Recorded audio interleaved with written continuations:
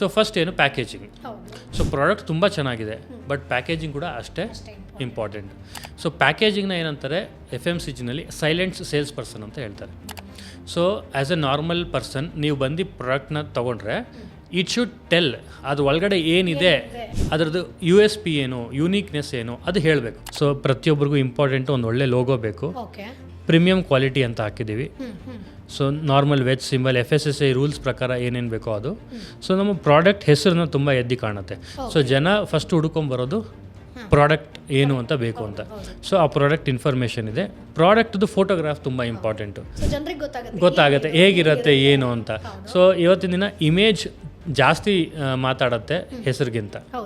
So ಹಾಗಾಗಿ ಅದು ನಮ್ಮ ಚೈಲ್ಡ್ಹುಡ್ಡಿಂದ ನಮ್ಮ ಟೀಚರ್ ಕೂಡ ಆ್ಯಪಲ್ ಅಂದರೆ ಆ್ಯಪಲ್ನ ತೋರಿಸ್ಬಿಟ್ಟು ಇದು ಆ್ಯಪಲ್ ಇಮೇಜ್ ಅಂತ. ಸೊ ಜನಕ್ಕೆ ಇಮೇಜ್ ತುಂಬ ಇಂಪಾರ್ಟೆಂಟು. ಸೊ ಆ ಇಮೇಜ್ ಹಾಕಿದ್ದೀವಿ. ಪ್ಲಸ್ ನಾವಿಲ್ಲಿ ನಮ್ಮದು ಈ ಪ್ರಾಡಕ್ಟು ಏನು ಯೂನಿಕ್ನೆಸ್ಸು, ಏನಕ್ಕೆ ನೀವು ಬೈ ಮಾಡಬೇಕು ಬರ್ದಿದ್ದೀವಿ. ಒಂದು home made recipe, no additives, 100% natural. So ನಮ್ಮದು ಯೂನಿಕ್ನೆಸ್ ಪ್ರಾಡಕ್ಟ್ದು ಇಲ್ಲಿದೆ, ಪ್ರಾಡಕ್ಟ್ ಹೆಸರಿದೆ, ಪ್ರಾಡಕ್ಟ್ ಇಮೇಜ್ ಇದೆ.